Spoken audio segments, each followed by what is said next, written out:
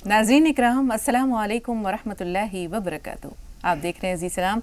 ईद उल फित्र के मुबारक मौके पर पेश खिदमत है हमारा ख़ास प्रोग्राम राह निजात ईद स्पेशल। मैं आपकी मेज़बान शगुफ्ता यास्मीन। नाज़रीन, हिंदुस्तान एक ऐसा मुल्क है जो अपनी गंगा जमनी तहज़ीब के लिए ख़ास पहचान रखता है, जो अपनी सक़ाफ़ती रंगारंगी के लिए अपनी एक ख़ास पहचान रखता है। मुख्तलिफ़ तहज़ीबों के परवरदा लोग यहाँ रहते हैं, मुख्तलिफ़ मज़ाहिब के मानने वाले लोग यहाँ रहते हैं और अपने अपने तौर पर अपनी अपनी तक़रीबात या अपने अपने त्यौहारों का बहुत जोश व खरोश के साथ एहतमाम करते हैं। तो फ़र्ज़ंदान तौहीद भी हर साल दो ख़ास मौक़ों पर अपनी खुशियाँ भरपूर तरीके से मनाते हैं और ये दोनों ख़ास मौक़े हैं ईदैन यानी ईद उल फ़ित्र और ईद उल अज़हा। तो आज ईद उल फ़ित्र के मौके पर हम ये ख़ास प्रोग्राम लेकर आपके सामने पेश हो रहे हैं। तो आइए स्टूडियो में मौजूद मेहमानों से आप सबको रूबरू कराते हैं जो हमारे इस प्रोग्राम की रौनक को चार चांद लगाएंगे। हम ये कह सकते हैं कि हमने माशाअल्लाह एक कहकशां आज यहाँ ज़मीन पर उतार ली है। आइए रूबरू कराते हैं आपको अपने मेहमानों से। सबसे पहले आप सबकी तरफ से और अपनी तरफ से इस्तक़बाल करना चाहेंगे सिलसिला चिश्तिया साबरिया के साहिब निस्बत आलिम दीन और मारूफ इस्लामी स्कॉलर जनाब मौलाना अब्दुल्ला तारिक साहब का पुरतपा खैर मक़दम है मौलाना साहब तमाम नाज़रीन की तरफ से। इसी तरह पुरतपा खैर मक़दम है मौलाना ताज मोहम्मद अज़हरी साहब आपका, शुक्रिया। वालिहाना इस्तक़बाल है सना सैयद आपका और पुरतपा खैर मक़दम है क़ारी फ़ज़लुर रहमान साहब आपका, शुक्रिया। हम आप सबके हद दर्जा ममनून व मशकूर हैं कि माशाअल्लाह रमज़ान मुबारक के पूरे एक महीने में अपने अपने तौर पर आप सब ने अपने नाज़रीन की रहनुमाई की, अपनी खूबसूरत हम्द बारी ताला से, अपनी खूबसूरत नाते पाक से हमारे इस प्रोग्राम की रौनक को दोबाला किया और आज ईद की खुशियाँ हम सब मिलकर मना रहे हैं। तो नाज़रीन, हमारी पूरी टीम की जानिब से, जी सलाम की जानिब से और हमारे तमाम मेहमानों की जानिब से, अपनी मेज़बान की जानिब से एक बार फिर ईद की पुरखुलूस मुबारकबाद कबूल कीजिए। तो आइए अपने प्रोग्राम का आगाज़ करते हैं खूबसूरत सी नज़्म से और सना अपनी खूबसूरत आवाज़ में ईद को खुश आमदीद किस अंदाज में कह रही हैं, हम सब मिलकर सुनते हैं। हमतन गोशन सना आगाज़ कीजिए। अस्सलामु अलैकुम वरहमतुल्लाहि वबरकातुहू। बिस्मिल्लाहिर्रहमानिर्रहीम। ईद आई है, खुशियाँ लाई है, ईद आई है, खुशियाँ लाई है, ईद खुशियाँ समेट लाई है, रहमते हक भी मुस्कुराई है, ईद आई है, खुशियाँ लाई है, ईद आई है, खुशियाँ लाई है। आसमां से मलक उतरते हैं और कूचा बकूचा कहते हैं, आसमां से मलक उतरते हैं और कूचा बकूचा कहते हैं, बख्शिश मांग लो के आई है, ईद आई है, खुशियाँ लाई है, ईद आई है, खुशियाँ लाई है। गुल खुशी के महक महक उठे, बच्चे बूढ़े जवां चहक उठे, गुल खुशी के महक महक उठे, बच्चे बूढ़े जवां चमक उठे, साथ ईद रंग लाई है, ईद आई है, खुशियाँ लाई है, ईद आई है, खुशियाँ लाई है। रंग खुशबू का एक जहां बेदार, रूह सरशार ये जा सरशार, रंग खुशबू का एक जहां बेदार, रूह सरशार ये जा सरशार, कैफियत एक अजीब छाई है, ईद आई है, खुशियाँ लाई है, ईद आई है, खुशियाँ लाई है, ईद खुशियाँ समेट लाई है, रहमते हक भी मुस्कुराई है, ईद आई है, खुशियाँ लाई है, ईद आई है, खुशियाँ लाई है। کیا کہنے سے نا، بہت خوب. ہمارے خوشیوں کو آپ نے سرمستی میں، سرشاری میں تبدیل کر دیا. اتنی خوبصورت اور بلبلہ انگیز انداز میں آپ نے یہ نظم پڑھی ہے. باقی خوشیاں دوبالا ہو گئیں. کیوں مولانا صاحب؟ بے شک. اور یہ ہم دیکھتے ہیں کہ اللہ تعالیٰ کی طرف سے بہت خاص انعام ہے. 30 روزے مکمل کرنے کے بعد بندے کے لیے خاص انعام و اکرام ہے. ظاہر سی بات ہے خوشیاں کئی پیمانے پر ہوتی ہیں، اس کے کئی درجات ہیں، کئی رنگ ہیں، کئی شیڈز ہیں. اگر آپ سے دریافت کریں مولانا صاحب تو آپ کیا فرمائیں گے؟ السلام علیکم ورحمۃ اللہ وبرکاتہ. بسم اللہ الرحمن الرحیم. الحمدللہ رب العالمین والصلاة والسلام علی سیدنا و مولانا محمد وعلی آلہ و اصحابہ اجمعین. سب سے پہلے میں پوری انسانیت کو اور پورے عالم اسلام کو عید کی مبارکباد پیش کرتا ہوں. صحیح یہ ہے کہ اور جو خوشیاں تہوار کی ہوتی ہیں، حضور اکرم صلی اللہ علیہ وسلم نے ارشاد فرمایا ہے لکل قوم عید وہذا عیدنا. ہر قوم کی کوئی نہ کوئی عید تہوار ہوتا ہے، یہ ہمارا تہوار ہے.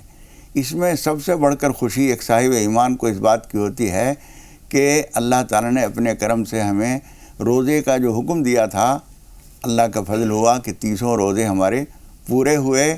پورے مہینے میں جو کچھ ہم سے ہو سکا تراویح پڑھی، عبادت کی، قیام اللیل کیا، یہ سارے فرائض، ساری ذمہ داریاں، سارے سنن و مستحبات، جتنا کچھ جس سے ہو سکا اس پر ہم اللہ تعالیٰ کا شکر ادا کرتے ہیں. اسی بات کی اصل میں یہ خوشی ہوتی ہے. اسی کے ساتھ ساتھ اگر کچھ کوتاہیاں ہوتی ہیں اللہ تعالیٰ سے ہم معافی چاہتے ہیں.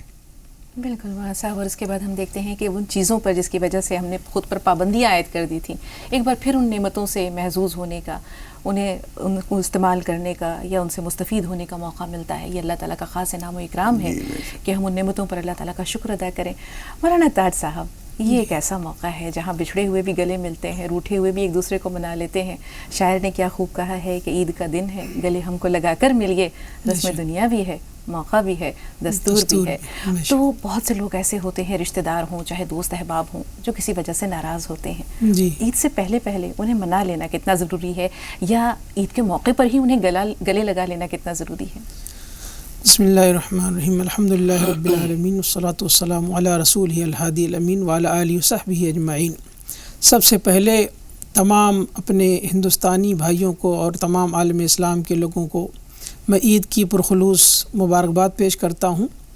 اور جیسا کہ آپ نے فرمایا کہ کسی بچھڑے ہوئے کو گلے لگا لینا، یا جو ناراض ہو ہم سے یا ہمارے درمیان اگر کوئی کسی طرح کا من مٹاؤ ہو گیا ہو تو اس کو منا لینا بہت بڑے ثواب کا کام ہے. اور اللہ کے پیارے رسول صلی اللہ علیہ وسلم نے تو فرمایا جس کی طرف سے ابتدا ہو، جس کی طرف سے شروعات ہو، جو اگر کوئی منا لے دوسرے کو تو یہ بہت ہی نیک کام ہے اور اس کا بہت بڑا اجر ہے دراصل. اور یہ کوئی جھکنا نہیں ہوتا دراصل.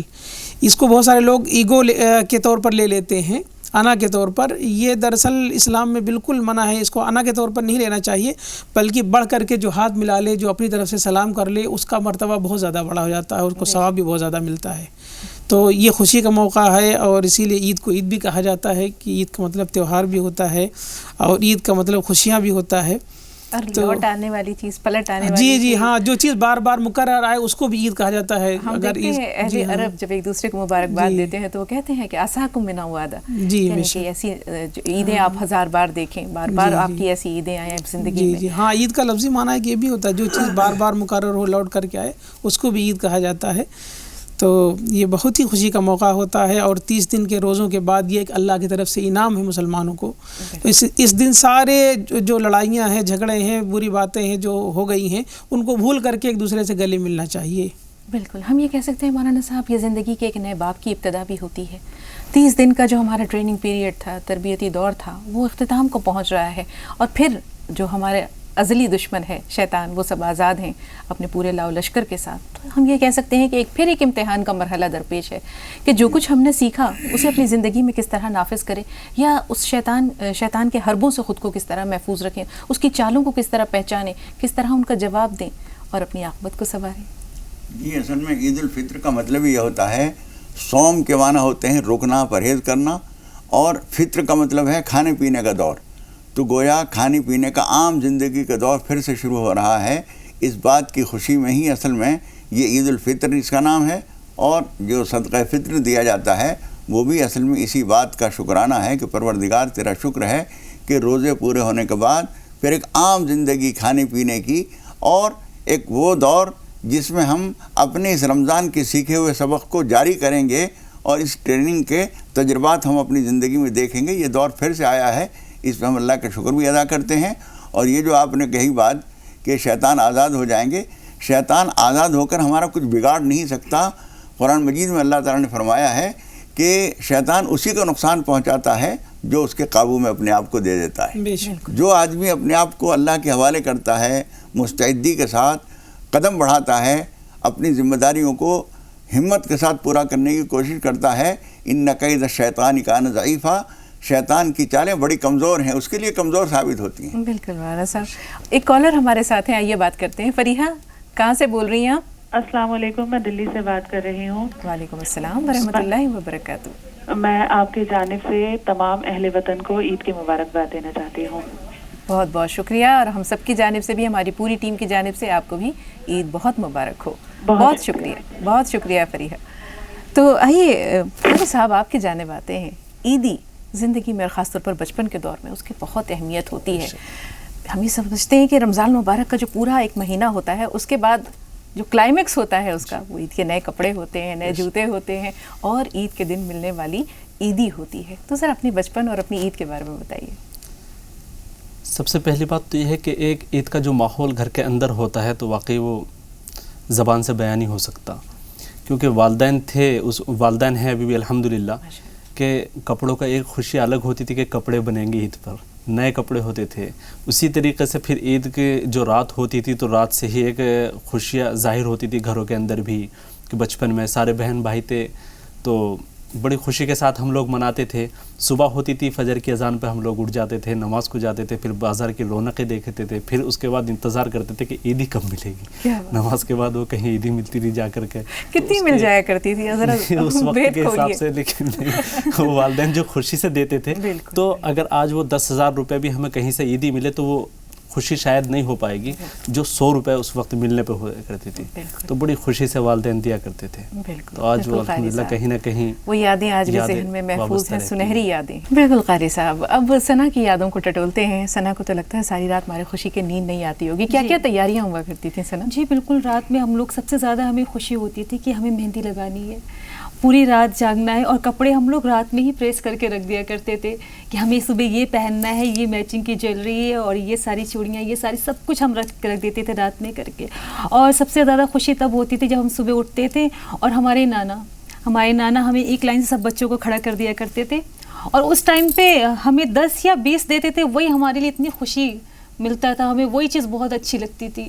وہ کڑے کڑے سے نوٹ ہوتے تھے، نئے اور وہ بالکل نئے کڑے کڑے سے نوٹ وہ ایک ایک کر کے سب کو دیتے تھے، تو ہم کاؤنٹ کرتے تھے، انہوں نے 10 روپے دیا، انہوں نے 20 دیا، انہوں نے اتنے دیے، آج تو میرے پاس، تمہارے پاس کتنے، میرے پاس تو اتنے، ویسے۔ تو وہ بچپن کی یادیں مطلب بہت یاد آتی ہیں، اور ابھی بھی اسے ہم بہت مس کرتے ہیں، کیونکہ اب وہ وقت گزر گیا تو وہ آئے گا نہیں وقت ابھی، لیکن بہت اچھی عید ہوتی تھی ہماری بچپن کی۔ دل کرتا ہے کہ ابھی بھی بالکل، میری بیٹی 2.5 سال کی ہے، ابھی اس کو مہندی لگانا، اس کو تیار کرنا، یہ سب ہوتا ہے، لیکن پہلے جب ہم بچے تھے تو وہ تو الگ ہی عید تھی۔ بالکل، وہ دور، وہ زمانہ الگ ہوتا ہے، اور ہر زمانے کے اپنے اپنے انداز ہوتے ہیں۔ جی بالکل، وقت کے ساتھ تبدیلی آ جاتی ہے، لیکن ناظرین جذبے ہمیشہ ماشاءاللہ جمع رہتے ہیں اور جمع رہیں گے۔ ایک چھوٹا سا بریک لے رہے ہیں، بریک کے بعد ملتے ہیں۔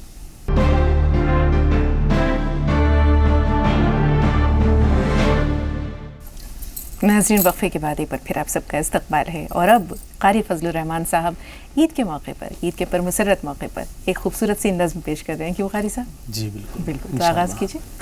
السلام علیکم ورحمۃ اللہ وبرکاتہ۔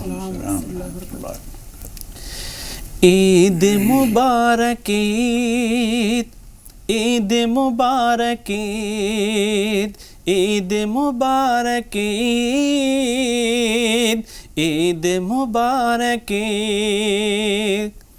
مبارک عید کی خوشیاں جہان اہل ایمان کو، غلامان محمد کو، جہان اہل ایمان کو، سبھی کے جسم جاں پر بارش برسے سکوں کی، کبھی بھولے سے بھی آئے نہ رت ان پر دکھوں کی، سبھی کے جسم جا پر بارش برسے سکھوں کی، کبھی بھولے سے بھی آئے نہ رت ان پر دکھوں کی، کرم سے اپنے مولا ٹال دے ہر ایک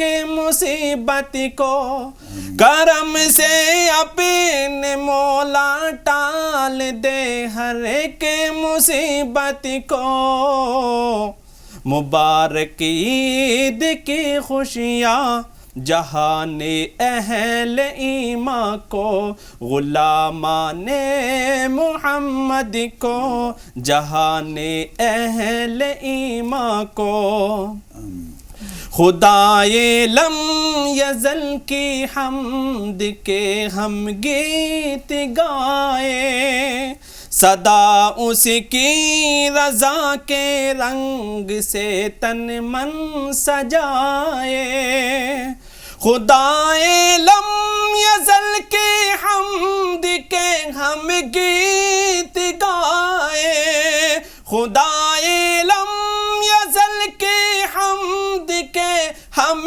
گیت گائے، صدا اس کی رضا کے رنگ سے تن من سجائے، کہیں قم اور ہم زندہ کریں اپنی عبادت کو، کہیں قم اور ہم زندہ کریں اپنی عبادت کو، عید مبارک عید، عید مبارک عید، عید مبارک عید، عید مبارک عید، مبارک عید کی خوشیاں جہان اہل ایمان کو، غلامان محمد کو، جہان اہل ایمان کو، عید مبارک عید،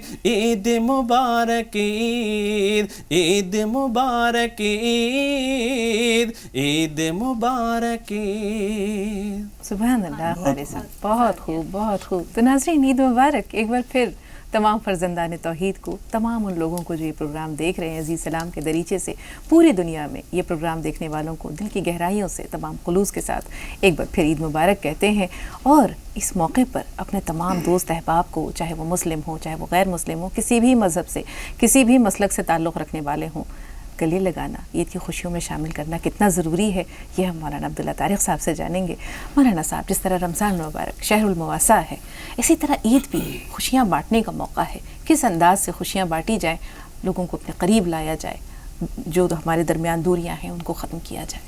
جی بالکل، گلے ملنا، مصافحہ کرنا، کھانا کھلانا، کوئی بھی ہو، اپنا ہو بیگانہ ہو، جس سے برسوں سے نفرتیں چل رہی ہوں، اس کو بھی چاہیے کہ بھول جائیں ہم اس بات کو، ہم اس بات کو نہ محسوس کریں کہ کون چھوٹا ہے، کون بڑا ہے، کون اپنا ہے، کون بیگانہ ہے، سب اپنے ہیں۔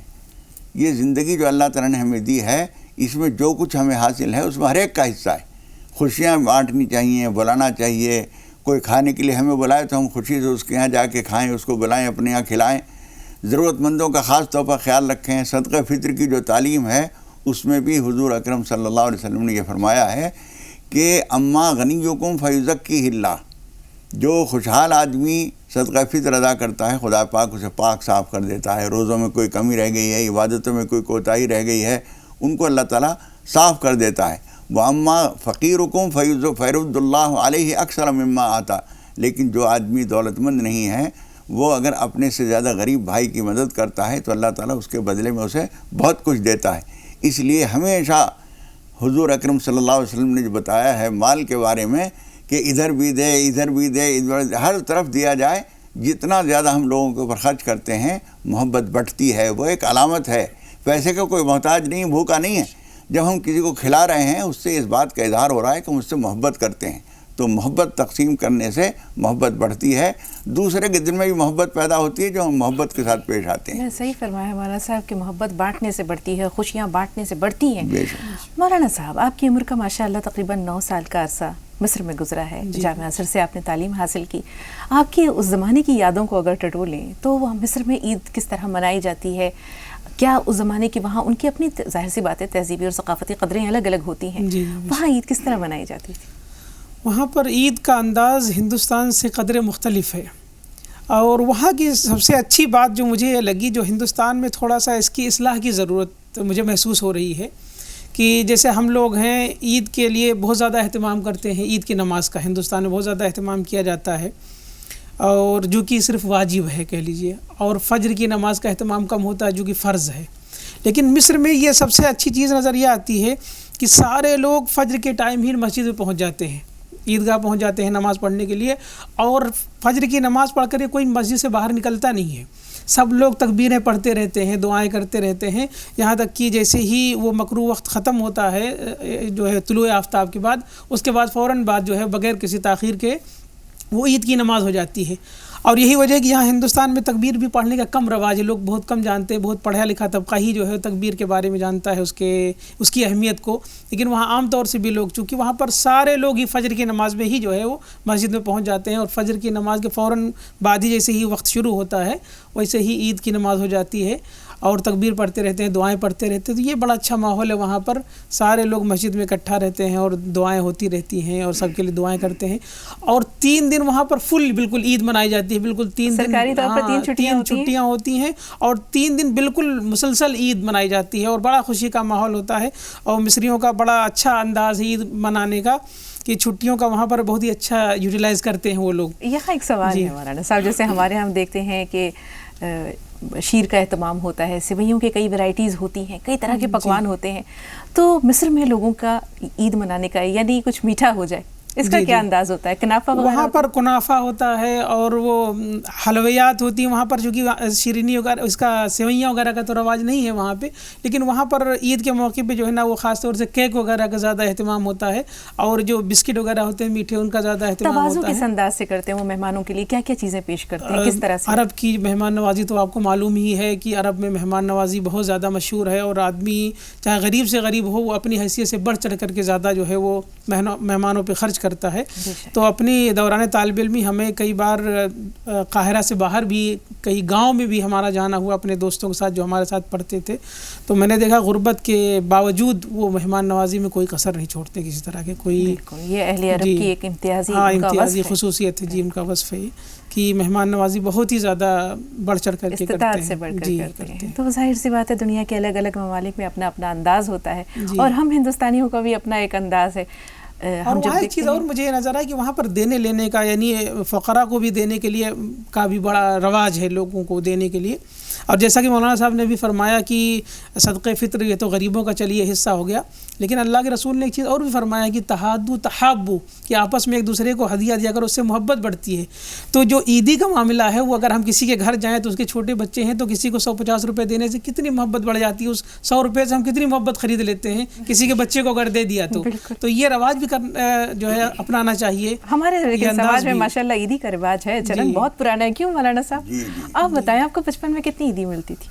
اس وقت تو تھوڑی سی جو ملتی تھی وہ بہت ہوتی تھی، اور دوسری ابھی جو ہے انہوں نے ایک بات کہی سنا نے، دیکھنے کی چیز یہ ہے کہ آپ کا بچپن چلا گیا تو آپ کے ذریعے ایک اور بچپن اللہ تعالیٰ نے دنیا میں دیا ہے، ان بچوں کو جو خوشیاں مل رہی ہیں اس سے ڈبل خوشی ہوتی ہے۔ بچوں کو جو خوشی ہو رہی ہے اس خوشی سے ماں باپ کو جو خوشی ہو رہی ہے، ان کے نانا نانی اور دادا دادی کو جو خوشی ہو رہی ہے، وہ خوشی بھی اصل میں بچوں کی بھی ہے، اور 3 نسل کی خوشی ہوتی ہے۔ وہ مولانا صاحب انداز کتنا بدل گیا ماشاءاللہ، آپ نے، اللہ تعالیٰ آپ کی عمر دراز کرے، ایسی ہزاروں عیدیں آپ دیکھیں انشاءاللہ، لیکن بدلتے دور کے ساتھ عید منانے کے انداز میں کیا تبدیلیاں آپ نے دیکھی؟ ایک تو بچپن میں ہمیں یاد ہے کہ ہم پڑوس میں کسی سے بھی کوئی آدمی عیدی مانگنے میں بچے کوئی توہین نہیں محسوس کرتے تھے۔ اس وقت ذرا تھوڑا سا تکلف ہو گیا ہے، کسی سے کیوں مانگے ہم، یہ تھوڑا سا یعنی لیے دیے سے رہنا، کچھ تھوڑے سے محتاط رہنا، یہ انداز ہمارے بچپن میں نہیں تھا۔ جو پڑوسی ہے وہ خالہ ہے تو بس وہ خالہ ہی ہے، صحیح خالہ کی طرح سے ہے، کوئی پڑوسن ہے تو بالکل پھپھو ہے تو وہ پھپھو کی طرح سے ہے، بالکل اس میں کوئی فرق نہیں۔ اب اس وقت میں لوگ ذرا تھوڑے سے احتیاط کرنے لگے ہیں، حالانکہ ایک دوسرے کا بدل بھی کرتے ہیں. اس نے ہمیں اگر دی ہے عیدی تو ہماری والدہ نے بھی اس کے بچوں کو ضرور عیدی دی ہے، تو یہ بدل ہو جاتا ہے. اور اس میں کچھ زیادہ توازن نہیں دیکھا جاتا کہ کسی نے 100 دیے کسی نے 50 دیے. جس نے جو دے دیا خوشی کا موقع ہے، جو مل گیا بہت اچھی بات ہے. تو یہ تھوڑا بہت فرق آتا ہے، لیکن بہرحال جو قدریں چل رہی ہیں وہ چلتی رہتی ہیں، اور وہ کچھ حالات بھی اس کے اندر فرق پیدا کر دیتے ہیں. کسی کے حالات کمزور ہیں تو بہت زیادہ اس میں بڑھ چڑھ کے حصہ نہیں لے سکتا. حالانکہ اللہ رب العالمین کا معاملہ یہ ہے کہ انفق یا بلال ولا تخش من ذی العرش اقلالا، کہ بلال خرچ کرو، عرش والے سے کمی کا خوف نہ کرو. جب ہم زیادہ خرچ کرتے ہیں تو خدا پاک زیادہ دیتا ہے، بڑھا کر دیتا ہے. حضرت اسماء رضی اللہ تعالیٰ عنہ کو بھی رسول پاک صلی اللہ علیہ وسلم نے یہی فرمایا تھا کہ اسماء گن گن کر خرچ نہ کرو، اللہ تو بے حساب دیتا ہے. ثنا کے پاس چلتے ہیں. ثنا، سنا ہے آپ کچھ اور بھی سنانے والی ہیں، کیا سنائیں گی؟ نعت سنانے والی. چلیے سنائیے. طیبہ طیبہ طیبہ طیبہ طیبہ طیبہ طیبہ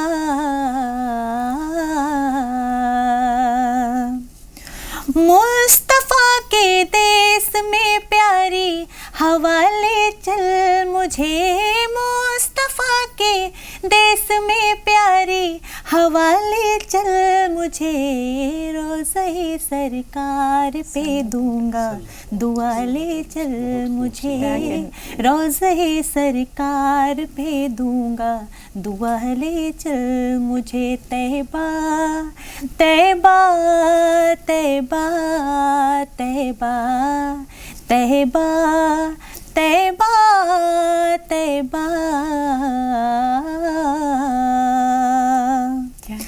کہتے ہیں کہ زندگی میں کل کبھی آتی نہیں، کہتے ہیں کہ زندگی میں کل کبھی آتی نہیں، ان کے در پر آج ہی بادے صبا لے چل مجھے، ان کے در پر آج ہی بادے صبا لے چل مجھے. طیبہ طیبہ طیبہ طیبہ طیبہ طیبہ طیبہ. اے مدینے کے مسافر ہو کسی کو نہ خبر، اے مدینے کے مسافر ہو کسی کو نہ خبر، اس طرح سے اپنی پلکوں میں چھپا لے چل مجھے، اس طرح سے اپنی پلکوں میں چھپا لے چل مجھے. طیبہ طیبہ طیبہ طیبہ طیبہ طیبہ طیبہ.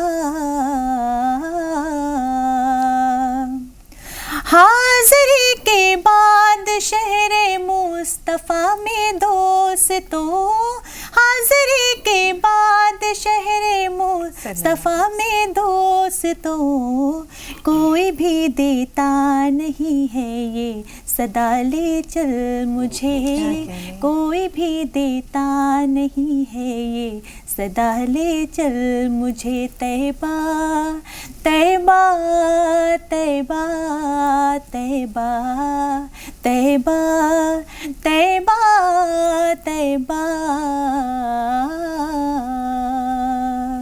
سبحان اللہ. سنا آپ کی خوبصورت آواز کے دوش پر ہم طیبہ ہو آئے. کیوں قاری صاحب؟ کالر ہے ہمارے ساتھ. رضا صاحب فرمائیے، سوال کیا ہے؟ ہیلو، السلام علیکم. وعلیکم السلام. عید کی بہت بہت مبارکباد ہو آپ سب کو. آپ کو بھی رضا صاحب، آپ کے تمام اہل خانہ کو، تمام عزیز و اقارب کو ہم سب کی جانب سے عید کی پرخلوص مبارکباد. بہت شکریہ. شکریہ، بہت شکریہ. سلامت رہیے. ناظرین، وقت ہو رہا ہے ایک اور چھوٹے سے وقفے کا.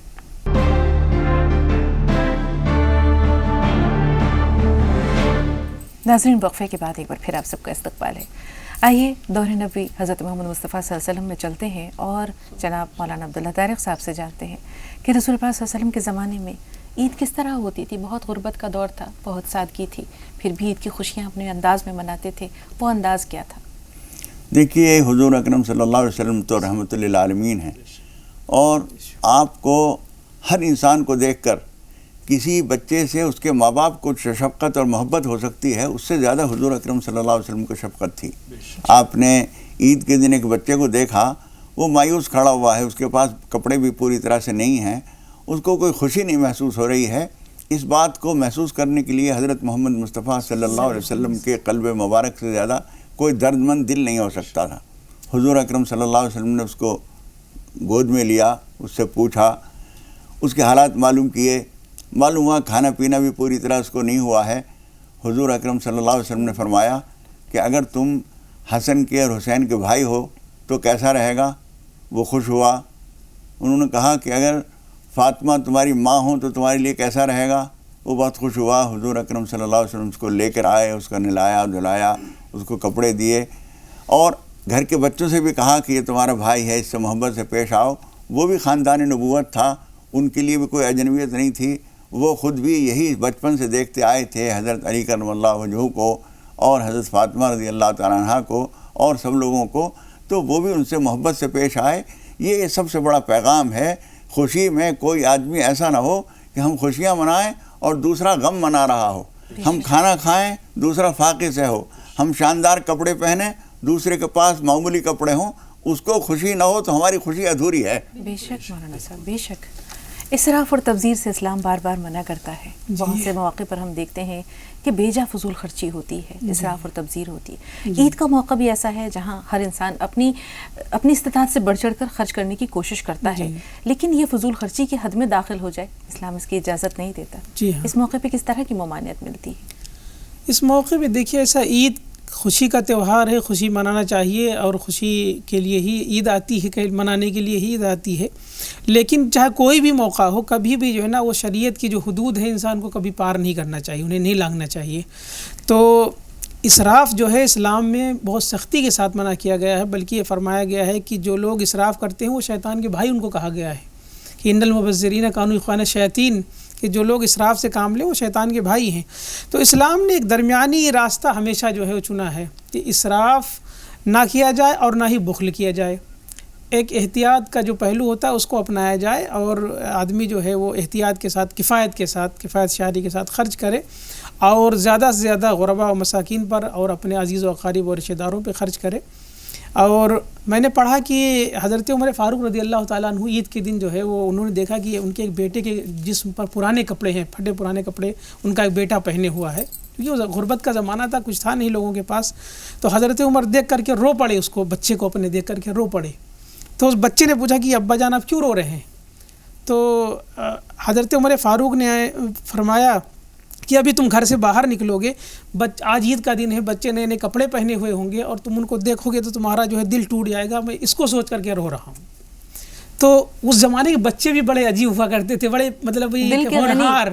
تو انہوں نے، بچے نے کیا جواب دیا کہ ابا جان، دل تو اس کا ٹوٹنا چاہیے جو رب کی خوشنودی نہ حاصل کر سکے، دل تو اس کا ٹوٹنا چاہیے جو اپنے باپ کا نافرمان ہو، دل تو اس کا ٹوٹنا چاہیے جو اپنے ماں کا نافرمان ہو، اور میں تو اللہ سے یہ دعا کرتا ہوں کہ اللہ جو ہے نا وہ آپ کی رضا ہی میں مجھ سے راضی ہو جائے۔ سبحان اللہ۔ تو کیا عمدہ جواب دیا انہوں نے کہ آپ کو رونے کی ضرورت نہیں ہے، رونا تو ان کو چاہیے جنہوں نے اللہ کی نافرمانی کی ہے، جن کے ماں باپ ان سے ناراض ہیں، ان کو رونا چاہیے، ان کا دل ٹوٹتا ہے۔ اور ہمارے پاس اگرچہ نئے کپڑے نہیں ہیں لیکن ہمارا دل نہیں ٹوٹتا، ہم تو آپ کی خوشی میں خوش ہیں۔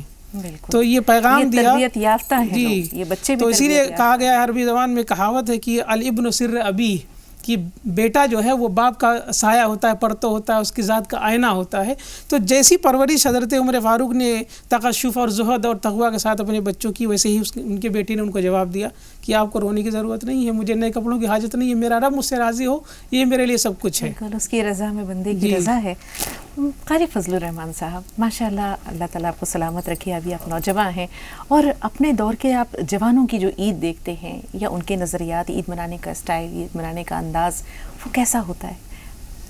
دیکھیے، کیونکہ میں نے بچپن بھی دیکھا، ابھی میں جوانی دیکھ رہا ہوں، ماشاءاللہ آپ کی دعاؤں سے الحمدللہ، اور میں تقریباً 6 سال شادی کو بھی ہو چکے، 7 سال، ماشاءاللہ۔ تو میں جو ابھی بچوں کی عید دیکھ رہا ہوں اپنے، تو ابھی بچوں کو اتنا زیادہ ایک وہ ہے مجھ سے کہ روزانہ فون آتا ہے کہ آپ آئیے، لیکن بچوں کی ایک وہ ہے۔ تو اپنے نوجوان جو ساتھی ہوتے ہیں ان کو یہ ہوتا ہے کہ ہم سالہ سال مل نہیں پاتے، ملاقاتیں نہیں ہو پاتی، عید کا موقع ایک ایسا ہوتا ہے الحمدللہ کہ ہم سب لوگ عیدگاہ پہ ملاقاتیں ہو جاتی ہیں، مل لیتے ہیں، گلے ملتے ہیں، اور کم سے کم ان ساتھیوں سے جو سالوں سال بچھڑے ہوئے ہوتے ہیں ملنے کا یہی موقع ہوتا ہے. بالکل بڑا اچھا لگتا ہے عید کے موقع پر. بالکل. عید جو ہے وہ رنگا رنگ پکوان کے حوالے سے بھی جانا جاتا ہے. ثنا آپ کیا اچھا پکا لیتی ہیں؟ کون سی ایسی ڈش ہے جس میں آپ کو مہارت حاصل ہے یا آپ کو اچھا لگتا ہے اسے بنانا، تیار کرنا اور مہمانوں کو کھلانا؟ عید میں تو اسپیشلی جو ہے سویاں، شیر خورما، یہ ساری چیزیں بناتی ہوں. صبح صبح جو ہے بہت اچھا لگتا ہے وہ ڈرائی فروٹس کو کاٹنا اور پھر تیار کرنا کہ ابھی نماز پڑھ کے آئیں گے تو کھانے والے لوگ ہیں، یا میرے ہسبینڈ ہیں، یا اور سب میرے سسر، سب بہت سارے سب لوگ. تو ایک ڈائننگ ٹیبل پہ ساری چیزیں ہم لگا دیتے ہیں، چاہے وہ دہی بڑے ہوں، چاہے یہ شیر ہو، بہت ساری چیزیں لگا دیتے ہیں اور اچھا لگتا ہے. اس دن ایسا مطلب ایک اتنا خاص دن ہے، وہ دن بہت مزہ آتا ہے. اس دن یہ بھی ہم سوچتے نہیں ارے ہم تھک رہے ہیں، کام نہ کریں، نہیں، اس دن بہت اچھا لگتا ہے. سب کھانا پینا ساری چیزیں لگا دیتے ہیں اور مہمانوں کا تو لگاتار آنا جانا لگا ہی رہتا ہے. اور جس سے ہم نہیں مل پاتے، جیسے کہ قاری صاحب نے کہا، جس سے ہم نہیں مل پاتے وہ ایک ایسا دن ہے ہم ہر کسی سے مل لیتے ہیں. بالکل. ثنا ایک کالر ہے حیدرآباد سے ہمارے ساتھ. شفیع بھائی استقبال ہے آپ کا، فرمائیے. جی السلام علیکم. وعلیکم السلام ورحمۃ اللہ وبرکاتہ. جی کچھ خاص نہیں، بس لیکن جو راہ نجات میں دیکھتا ہوں مجھے ہمیشہ پسند آتا ہے، اور عید کے موقع پر آپ سبھی کو بہت بہت مبارکباد. اہل وطن کو عید کی بہت بہت مبارکباد. بہت شکریہ. سلامت رہیے شفیع صاحب، اور آپ کو اور آپ کے تمام اہل خانہ کو ہم سب کی جانب سے بھی عید کی پرخلوص مبارکباد. بہت شکریہ. ناظرین ایک اور چھوٹا سا وقفہ لے لیتے ہیں اس سے پہلے کہ پروگرام کو آگے کی جانب لے چلیں.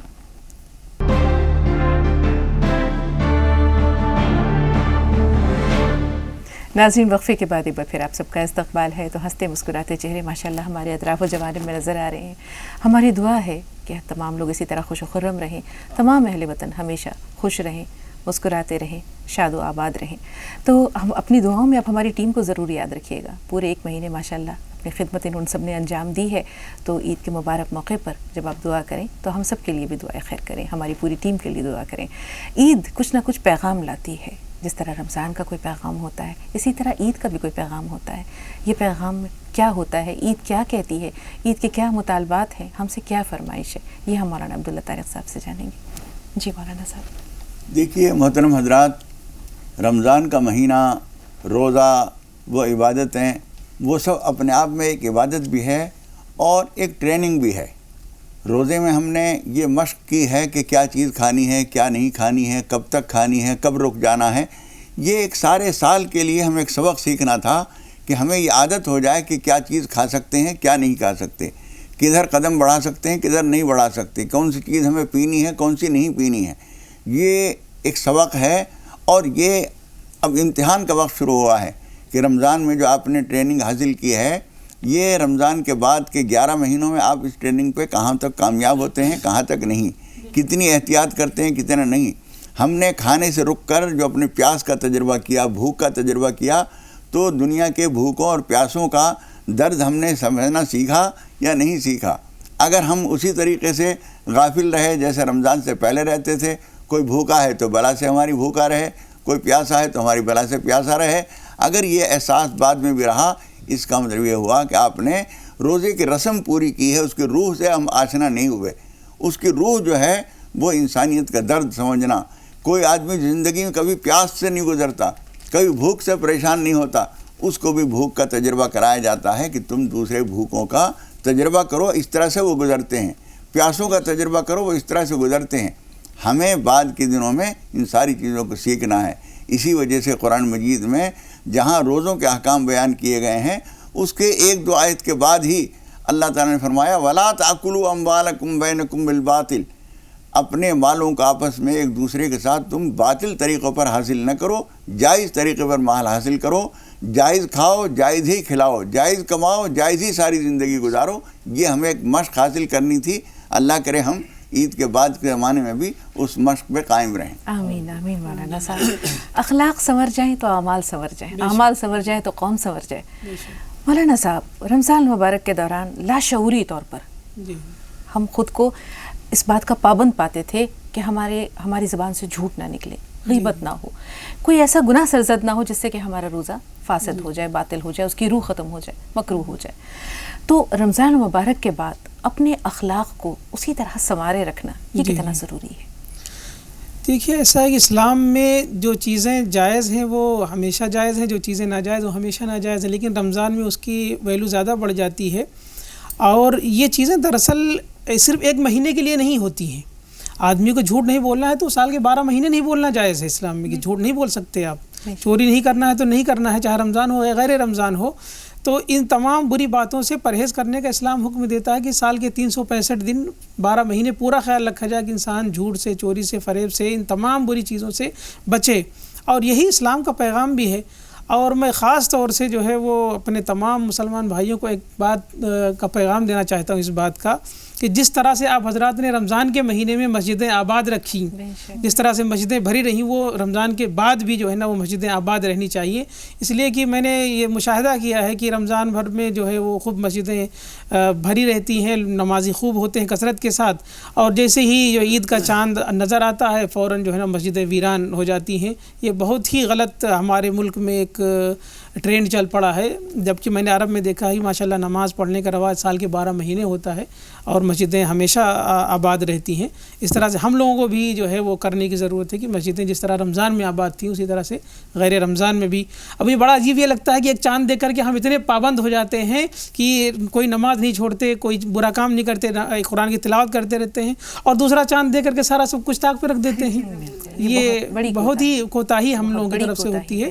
اس کی طرف خاص طور سے توجہ دینے کی ضرورت ہے. جبکہ ہم دیکھتے ہیں کہ رسول پاک صلی اللہ علیہ وسلم کا یہ فرمان ہے کہ اول ما یحاسب بہ العبد الصلاۃ، جی بے شک، کہ بندے سے جو سب سے پہلا سوال ہوگا وہ نماز کے بارے میں ہوگا. جی. اور تمام اعمال بھی تب قبول ہوں گے جب نماز کی پابندی ہوگی. بے شک، چونکہ یہ اہم العبادات ہے، یہ ام العبادات کہا گیا ہے. جی بالکل، سب سے اہم عبادت ہے نماز، اور اس کی پابندی بے حد ضروری ہے. اور اس میں اگر ہم اس بات کا دعویٰ کرتے ہیں کہ ہم رسول سے محبت کرتے ہیں تو رسول نے ہی تو فرمایا ہے کہ قرۃ عینی فی الصلاۃ، کہ نماز میری آنکھوں کی ٹھنڈک ہے، اور جس سے ہم محبت کرتے ہیں اس کی آنکھوں کو ٹھنڈک پہنچانا تو ہمارا فرض بنتا ہے نا. تو ظاہر سی بات ہم سال کے 12 مہینے اپنے رسول کی آنکھوں کو ٹھنڈک پہنچائیں. جبکہ ہم اپنے اسلاف کو دیکھیں تو یہ شعر یاد آتا ہے کہ نقش توحید کا ہر دل میں بٹھایا ہم نے، زیر خنجر بھی یہ پیغام سنایا ہم نے. بے شک، علامہ اقبال کا یہ شعر ہے کہ ایک ہی صف میں کھڑے ہو گئے محمود و ایاز، نہ کوئی بندہ رہا اور نہ کوئی بندہ نواز. آ گیا عین لڑائی میں اگر وقت نماز، جی قبلہ رو ہو کے زمیں بوس ہوئی قوم حجاز. جی. تو یہ ہمارے اسلاف تھے. ان کے اعمال دیکھیں تو ہم خود کو کہاں پاتے ہیں. کہاں پاتے، بے شک. تھے تو وہ آبا ہی تمہارے، مگر تم کیا ہو، منتظر فردا ہو. تو کفی افسوس ملنے سے بہتر یہ ہے کہ ابھی بھی جو وقت ہے اسے ہم غنیمت جانیں. قاری صاحب، ایک خوبصورت سی مناجات آپ کے پاس ہے، شاید آپ کی یہ مناجات لوگوں کے دلوں میں اتر جائے. اور جیسے کہ مولانا صاحب نے بھی بہت افسوس کے ساتھ اس المیے کا پر اس پہ دکھ کا اظہار کیا ہے کہ ایک چاند دیکھ کر ہم مساجد آباد کرتے ہیں اور ایک چاند دیکھ کر ہم نماز سے غافل ہو جاتے ہیں. شاید اللہ تعالیٰ آپ کی زبان میں وہ تاثیر دے، آپ کی مناجات میں وہ اثر دے کہ آپ کی جو یہ پیش کرنے جا رہے ہیں یہ لوگوں کے دلوں تک پہنچے، لوگوں کے دل میں اثر کرے. آغاز کیجیے. گناہوں کی عادت چھڑا میرے مولا، مجھے نیک انسان بنا میرے مولا. گناہوں کی عادت چھڑا میرے مولا، مجھے نیک انسان بنا میرے مولا. آمین یا رب العالمین. جو تجھ کو جو تیرے نبی کو پسند ہے،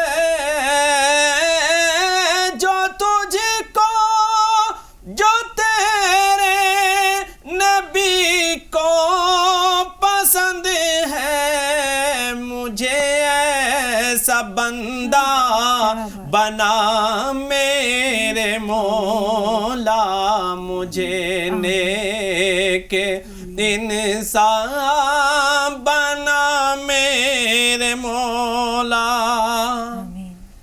تو مطلوب میرا میں طالب ہوں،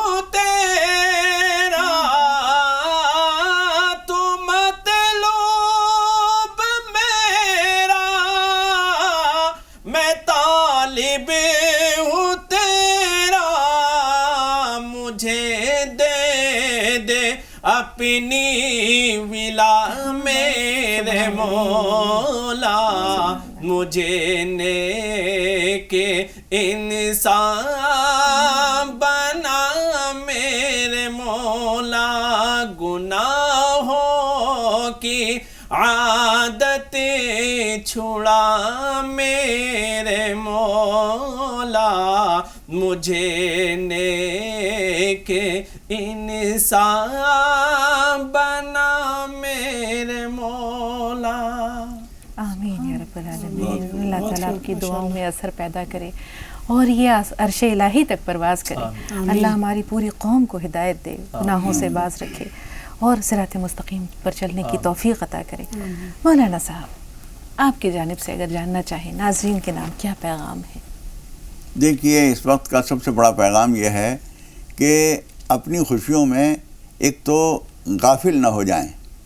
وہ جو ظفر بہادر شاہ ظفر نے کہا ہے, ظفر آدمی اس کو نہ جانیے گا وہ کیسا ہی صاحب فہم و ذکا, جسے عیش میں یاد خدا نہ رہی, جسے تیش میں خوف خدا نہ رہا. اس لیے ان خوشیوں میں اللہ کی طرف سے غافل نہ ہو جائیں اور اپنے دکھی بھائیوں, وہ کوئی بھی ہو, برادران وطن ہوں, ہندو ہوں, مسلمان ہوں, سکھ ہوں, عیسائی ہوں, حضور اکرم صلی اللہ علیہ وسلم نے اپنی داد و دہش کے لیے اور ہمدردی کے لیے یہ نہیں دیکھا کہ یہ مانگنے والا ہے کون.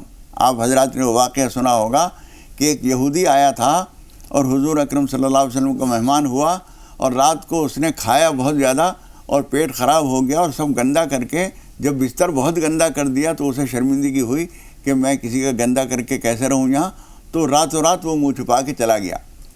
حضور اکرم صلی اللہ علیہ وسلم جب اٹھے تو آپ نے فرمایا کہ یہ مہمان میرا تھا, اس کو میں ان کپڑوں کو اپنے ہاتھ سے دھوؤں گا. بعض لوگوں نے چاہا بھی کہ اللہ کے رسول ہمیں دے دیجئے ہم دھو دیں, لیکن حضور اکرم صلی اللہ علیہ وسلم خود دھو رہے تھے.